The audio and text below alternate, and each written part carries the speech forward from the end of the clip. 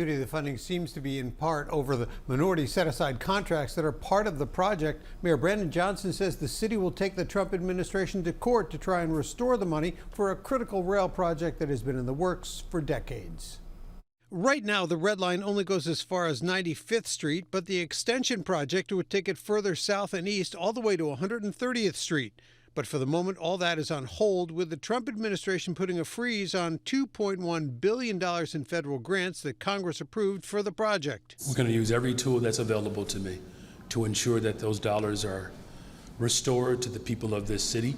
The U.S. Department of Transportation said it is in the process of reviewing the funding for the project, quote, to ensure no additional federal dollars go towards discriminatory, illegal, and wasteful contracting practices. That could undermine the city's efforts to ensure work on extending the Red Line includes women and minority-owned businesses as part of its equity and inclusion goals. It's not the end of it. You know, this president is not going to stop our progress.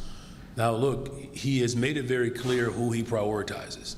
And it's not West Side, South Side. The funding freeze comes on day 3 of the government shutdown and is seen by some as a strong-arm tactic on Democrats in Congress. I think at best it's an attempt to pressure our Illinois senators to vote for what is a bad funding bill. Worst case scenario is it's a part of an additional war on these cities that they're not going to fund anything, transit, housing.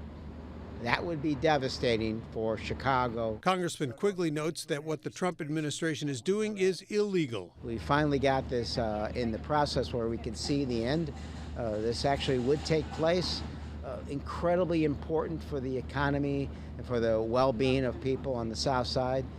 This may halt that for good. And after 50 years of struggle to make sure that the South Side is prioritized, this president is going to try to disrupt that, not under my watch.